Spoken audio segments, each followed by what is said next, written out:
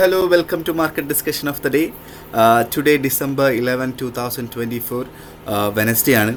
So അതിലും important ആയിട്ടുള്ള കാര്യം ഇന്ന് CPI ഡേ ആണ്. ഇപ്പോൾ CPI ദിവസം നമ്മൾ നേരത്തെ ഈ ആഴ്ച തുടങ്ങുമ്പോൾ മുതൽ നമ്മൾ പറഞ്ഞിട്ടുണ്ടായിരുന്നു എന്ത് മാർക്കറ്റിൽ നിന്ന് മാറി നിൽക്കണം. അപ്പോൾ UK ടൈമിംഗ് 1:30 മണിക്കാണ്.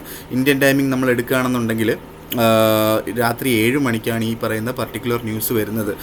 ഇതിന് മുന്നേ ആയിട്ട് 2 മണിക്കൂർ മുന്നേ എങ്കിലും നമ്മൾ മാർക്കറ്റിൽ നിന്ന് മാറി നിൽക്കുക എന്നുള്ളതാണ്. ഇപ്പം കഴിഞ്ഞ വട്ടം നോക്കുകയാണെങ്കിൽ ഫോർകാസ്റ്റും പ്രീവിയസും ആക്ച്വലി എല്ലാം സെയിം ആയിരുന്നു. ഈ വട്ടവും ഫോർകാസ്റ്റും പ്രീവിയസും സെയിം ആണ്.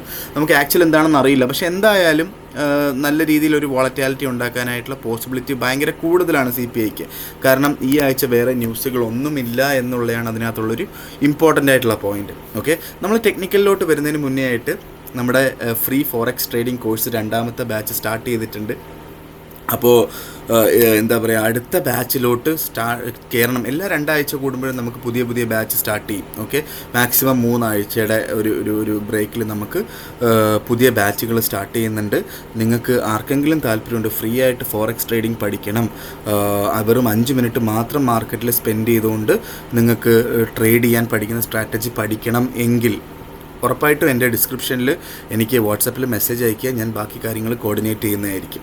Okay, so coming to the technical point, നമ്മൾ ഫസ്റ്റ് ഓഫ് ഓൾ നമ്മൾ JPYയിലോട്ട് വരുമ്പോൾ JPY ഇന്നലെ നമ്മൾ പറഞ്ഞിട്ടുണ്ടായിരുന്നു ഏതെങ്കിലും ഒരു മാർക്കറ്റ് ഓപ്പണിങ്ങിലോ ക്ലോസിങ്ങിനോ 152 അടുത്ത് കിട്ടിക്കഴിഞ്ഞാൽ നമുക്ക് അവിടുന്ന് സെല്ല് ചെയ്തുകൊണ്ട് സ്റ്റാർട്ട് ചെയ്യാം എന്നുള്ള കാര്യം നമ്മൾ പറഞ്ഞിട്ടുണ്ടായിരുന്നു. ഓക്കെ, സോ ഇവിടെ നമ്മൾ നോക്കിക്കഴിഞ്ഞാൽ എന്താണ് ഇപ്പോൾ 150 ഏഷ്യൻ ടൈമിംഗ് യൂറോപ്പ് ഓപ്പണായ സമയം ഓൾമോസ്റ്റ് 152.17 ആ ഒരു ലെവലിൽ യൂറോപ്പ് ക്ലോസ് ആയ സമയത്തുണ്ടായിരുന്നു. സോ ആ സമയത്ത് നമ്മൾ അവിടുന്ന് ക്ലോസ് ചെയ്തിട്ടുള്ള അവിടുന്ന് സെല്ലെടുത്തിട്ടുള്ള ആൾക്കാരുടെ അടുത്ത് 152.40 മുകളിലായിട്ട് സ്റ്റോപ്പ് ലോസ് ഇടാനാണ് നമ്മൾ പറഞ്ഞത്. ഓക്കെ, അങ്ങനെ സെല്ലെടുത്തിട്ടുള്ള എല്ലാ ആൾക്കാരും തന്നെ ഇപ്പം ഓൾമോസ്റ്റ് 152 സെല്ലെടുത്തിട്ടുള്ള ആൾക്കാർ 151.41 ആ ലെവലിലാണിപ്പോൾ. ഓൾമോസ്റ്റ് 60 പിപ്പോളം നമുക്ക് പ്രോഫിറ്റ് അതിനകത്ത് കിട്ടിയിട്ടുണ്ടെന്നുള്ളതാണ് നമുക്ക് JPYയിൽ ഏറ്റവും വലിയൊരു അഡ്വാൻറ്റേജ്. ഓക്കെ, സോ ഇന്നത്തെ ദിവസം ഇനി JPYയിലോട്ടൊന്നും ചെയ്യണ്ട. ഇപ്പം പ്രോഫിറ്റ് എടുത്ത് മാറുക എന്നുള്ളതാണ്. ഇപ്പം 60 പിപ്പ് ഒരു ലോട്ട് ട്രേഡ് ചെയ്തിട്ടുള്ള ആൾക്കാർക്ക് ഓൾമോസ്റ്റ് $600 പ്രോഫിറ്റാണ് വന്നിട്ടുള്ളത്. അപ്പോൾ അതുകൊണ്ടിട്ട് ആ പ്രോഫിറ്റ് എടുത്ത് മാറുക. ഇനി JPYയിലോട്ടൊന്നും ചെയ്യണ്ട എന്നുള്ളതാണ് എൻ്റെ ഒരു അഭിപ്രായം. എന്ന് പറഞ്ഞു കഴിഞ്ഞാൽ നേരെ നമ്മൾ യൂറോയിലോട്ട് വരുമ്പോൾ യൂറോയിലും ഇന്നലെ അത്യാവശ്യം നല്ലൊരു ഭയങ്കര വലിയ മൂവ്മെൻ്റ് അല്ല, ഉറപ്പായിട്ട് പ്രോഫിറ്റബിളായിട്ടുള്ളൊരു മൂവ്മെൻറ്റ് നമുക്ക് കിട്ടിയിട്ടുണ്ട്. കാരണം ഇന്നലെ യൂറോ നമുക്ക് പോയിട്ടുള്ളത് ഓൾമോസ്റ്റ് സമയം നോക്കുകയാണെങ്കിൽ 4 മണി അല്ലെങ്കിൽ 3 മണിക്കുള്ള ക്യാൻഡിലൊക്കെ നമുക്ക് നല്ല രീതിയിൽ 1.0500 അടുത്ത് തന്നെ കിട്ടിയിട്ടുണ്ട്.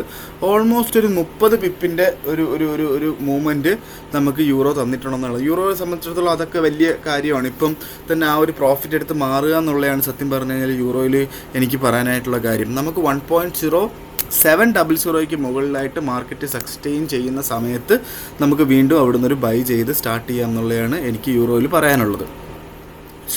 നമ്മൾ നേരെ GBPയിലോട്ട് വരുമ്പം GBP ഇപ്പോൾ ട്രേഡ് ചെയ്യുന്നത് 1.27483 ഓക്കെ, സോ ഇന്നലെ നമുക്ക് മാർക്കറ്റ് പോയിട്ടുള്ളത് നമ്മൾ ഇന്നലെ 1.2700 അടുത്ത് കിട്ടിക്കഴിഞ്ഞാൽ ബൈ ചെയ്യണമെന്ന് പറഞ്ഞിട്ടുണ്ടായിരുന്നു. മാർക്കറ്റ് ഓൾമോസ്റ്റ് 1.27200 ആ ലെവൽ വരെ പോയിട്ടുണ്ട്. അതിനുശേഷം 1.2780 ആ ഒരു ഓൾമോസ്റ്റ് ഒരു 50 പിപ്സിൻ്റെ മൂവ്മെൻറ്റ് നമുക്ക് GBPയും തന്നിട്ടുണ്ട്.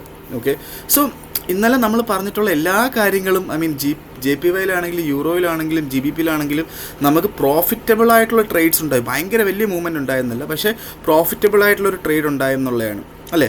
സോ ഇന്നും നമ്മൾ പ്രോഫിറ്റ് എടുത്ത് മാറുക. 1.2800 മുകളിലായിട്ട് മാർക്കറ്റ് സസ്റ്റെയിൻ ചെയ്യുന്ന കണ്ടു കഴിഞ്ഞാൽ, അല്ലെങ്കിൽ ഒരു മാർക്കറ്റ് കണ്ടീഷനിലെങ്കിലും മുകളിലോട്ട് പോയി സസ്റ്റെയിൻ ചെയ്താൽ ഉറപ്പായിട്ടും അവിടെ നിന്ന് ബൈ ചെയ്യുക.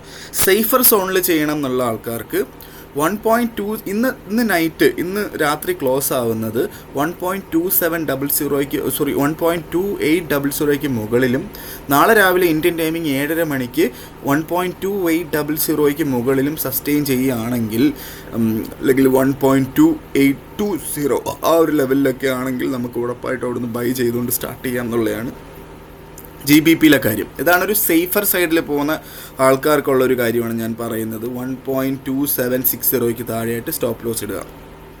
ഓക്കെ, ഇതാണ് എനിക്ക് GBPയിൽ പറയാനുള്ളത്. ഇനിയും നമുക്ക് 1.2700 കിട്ടുകയാണെങ്കിൽ ഇനി ബൈ ചെയ്യാതിരിക്കുന്നതായിരിക്കും ബെറ്റർ. കാരണം മിനിമം ഒരു 2 മണിക്കൂറിനകത്ത് വെച്ച് നമുക്ക് ഇന്നത്തെ മാർക്കറ്റ് ക്ലോസ് എല്ലാ പ്രോഫിറ്റും എടുത്ത് മാറണം എന്നുള്ളതാണ് അതിനകത്തുള്ളൊരു റീസൺ.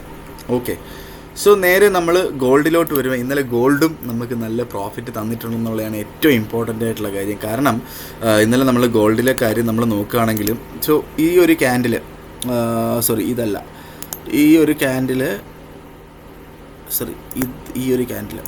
ഓക്കെ, യൂറോപ്പ് ഓപ്പൺ ആയ സമയത്ത് 2668 നിന്നൊരു ക്യാൻഡിലായിരുന്നു. അതിനുശേഷം നമുക്ക് ഈ ഒരു ക്യാൻഡിലാണ് ഏഷ്യ ക്ലോസ് ആയ ക്യാൻഡിൽ. ഏഷ്യ ക്ലോസ് ആയത് 2663 ഈ 2663 നമ്മളെന്താ പറഞ്ഞത്, 2660 മുകളിലായിട്ട് ഏതെങ്കിലും മാർക്കറ്റ് ഓപ്പണിങ്സിനോ ക്ലോസിങ്ങിനോ കയറുകയാണ്. 2 മാർക്കറ്റ് ഓപ്പണിങ്സിന് മുകളിലാണെങ്കിൽ ഉറപ്പായിട്ടും ബൈ ചെയ്യുന്നതുകൊണ്ട് സ്റ്റാർട്ട് ചെയ്യാം. അപ്പോൾ നമുക്ക് നോക്കുമ്പോൾ യൂറോപ്പ് ഓപ്പൺ ആയ സമയത്തും ഏഷ്യ ക്ലോസ് ആയ സമയത്ത് 2660 മുകളിലായിരുന്നു മാർക്കറ്റ്. ഓക്കെ, സോ അങ്ങനെ നമുക്ക് അവിടുന്ന് ബൈ ചെയ്യുന്ന ആൾക്കാർക്ക് 2652 താഴെയായിട്ട് സ്റ്റോപ്പ് ലോസ് ഇടാൻ പറഞ്ഞിട്ടുണ്ടായിരുന്നു. പക്ഷേ സ്റ്റോപ്പ് ലോസ് ഒന്നും ഹിറ്റ് ആവാതെ നേരെ 2600 ഇപ്പോൾ ഇത് ക്ലോസ് ചെയ്യാത്ത ആൾക്കാർക്ക് ഓൾമോസ്റ്റ് 400 പിപ്സാണ് നമുക്ക് ബൈ സൈഡിൽ കിട്ടിയത്. ഇപ്പോൾ ഒരു ലോട്ട് കച്ചവടം ചെയ്യുന്ന ആൾക്കാർ ഓൾമോസ്റ്റ് $4000 വരെ ഉണ്ടാക്കിയിട്ടുണ്ടാവും. പക്ഷേ എന്നെ സംബന്ധിച്ചിടത്തോളം ഞാനൊക്കെ ഈ ഒരു ഞാൻ 2675 ഓൾമോസ്റ്റ് 1500 പിപ്പിൽ ഞാൻ ആ ട്രേഡ് അവസാനിപ്പിച്ചു എന്നുള്ളതാണ്. ഓക്കെ, 1200 പിപ്പിൽ ഞാൻ ആ ട്രേഡ് അവസാനിപ്പിച്ചു എന്നുള്ളതാണ്. 120 പിപ്പിൽ ഞാൻ ട്രേഡ് അവസാനിപ്പിച്ചു എന്നുള്ളതാണ്. സോ ഓൾമോസ്റ്റ് ഞാൻ ഇവിടെ മാർക്കറ്റ് ഞാൻ ക്ലോസ് ചെയ്തിട്ടുണ്ട് 2675 ലെവലിൽ ഞാൻ മാർക്കറ്റ് ഞാൻ മാർക്കറ്റിൽ നിന്ന് മാറി എന്നുള്ളതാണ് അതിനകത്തുള്ളൊരു കാര്യം. ഓക്കെ, സോ ഇതാണ് എന്താ പറയുക, നമുക്ക് മാർക്കറ്റ് ഡിസ്കഷനകത്ത് എനിക്ക് ഏറ്റവും ഇമ്പോർട്ടൻ്റ് ആയിട്ട് പറയാനായിട്ടുള്ള 2 കാര്യങ്ങൾ. ഓക്കെ, സോ ഇവിടെ എന്താ പറയുക, നമ്മൾ ഇപ്പം ഇന്നത്തെ ദിവസം നമുക്ക് പ്രത്യേകിച്ച് ഒന്നും ചെയ്യാനില്ല എന്നുള്ളതാണ്. നാളെ നമുക്കിപ്പോൾ ഈ CPI കഴിഞ്ഞതിന് ശേഷം 2730 മാർക്കറ്റ് പോകുന്നത്.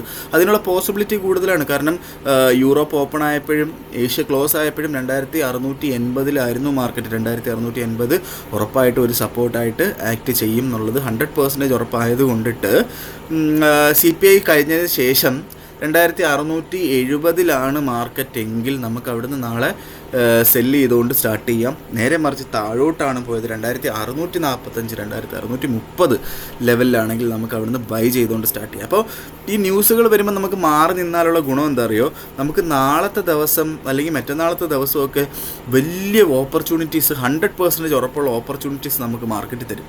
ഓക്കെ, സോ ആ 100% ഉറപ്പുള്ള മാർക്കറ്റ് ആ ഒരു ഓപ്പർച്യൂണിറ്റീസ് എടുക്കുന്നതല്ലേ നമുക്ക് കുറച്ചുകൂടെ ബെറ്റർ അല്ലേ. അപ്പം എന്തായാലും ഇന്നത്തെ ദിവസം തൽക്കാലത്തേക്ക് മാർക്കറ്റിൽ നിന്ന് മാറി നിന്ന് നാളെയോ മറ്റന്നാളോ ആയിട്ട് നല്ല ഓപ്പർച്യൂണിറ്റീസ് തരാൻ നേരത്ത് നമുക്ക് മാർക്കറ്റിൽ ട്രേഡ് ചെയ്യുമെന്ന് പറഞ്ഞുകൊണ്ട് ഒരു ട്രേഡും റിസ്ക് മാനേജ് ചെയ്യാതെ അല്ലെങ്കിൽ സ്റ്റോപ്പ് ലോസ് ഇല്ലാതെ ചെയ്യരുത് എന്നും പറഞ്ഞുകൊണ്ട് ഞാൻ ഇന്നത്തെ ദിവസം മാർക്കറ്റ് ഡിസ്കഷൻ അവസാനിപ്പിക്കുന്നു. മാർക്കറ്റ് ഡിസ്കഷനായിട്ട് നാളെ കാണുന്നത് വരെ ഗുഡ് ബൈ.